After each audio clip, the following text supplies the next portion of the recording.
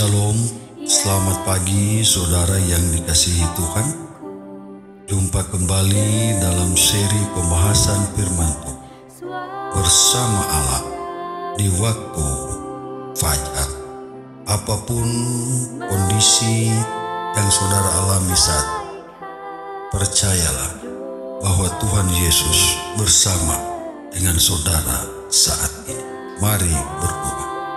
Bapa di sorga, pagi ini kami akan merenungkan firman. Biarlah kuasa Roh Kudus menjadi bagian kami. Biarlah firman ini dapat memberikan satu pemahaman dan jadi satu kebenaran bagi kami. Terpujilah nama-Mu Tuhan. Dalam nama Yesus, Juru Selamat kami. Amin. Judul pembahasan firman Tuhan pagi ini adalah Aku besertamu untuk menyelamatkan. Yeremia 15 ayat 20, firman Tuhan berkata, terhadap bangsa ini aku akan membuat engkau sebagai tembok berkubu dari tembaga. Mereka akan memerangi engkau, tetapi tidak akan mengalahkan engkau, sebab aku menyertai engkau untuk menyelamatkan dan melepaskan engkau. Demikianlah firman Tuhan.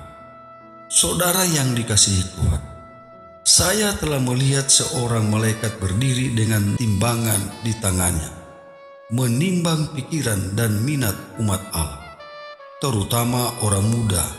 Dalam satu sisi ada pikiran dan minat yang mengarah ke sorga. Di sisi lain adalah pikiran dan minat yang mengarah kepada perkara-perkara dunia. Dan dalam timbangan ini segera turun ke bawah semua bacaan cerita dongeng, pemikiran tentang pakaian dan pertunjukan, kesombongan, keangkuhan, dan lain-lain. Saudara yang dikasihi Tuhan, sungguh saat yang hikmat. Para malaikat Allah berdiri dengan timbangan, menimbang pikiran anak-anaknya yang mengaku bahwa mereka telah mati bagi dunia dan hidup bagi Allah. Pikiran yang dipenuhi dengan pikiran tentang hal-hal duniawi, kesombongan, dan keangkuhan dengan cepat turun, meskipun ada upaya untuk menguranginya. Yang satu dengan pikiran dan minat yang cenderung ke sorga naik dengan cepat, sementara yang lain turun. Dan betapa ringannya itu. Saya dapat memahami apa yang saya lihat, tetapi saya tidak pernah dapat memberikan kesan serius dan jelas dalam pikiran saya. Hingga saya melihat malaikat dengan timbangan yang menimbang pikiran dan minat umat Allah.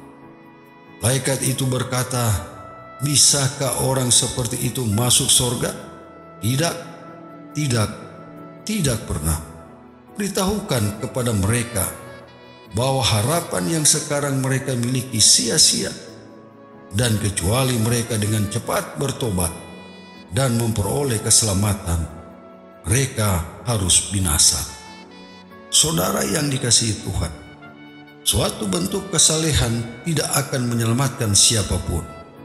Semua harus memiliki pengalaman hidup yang dalam. Ini saja yang akan menyelamatkan mereka pada saat kesusahan.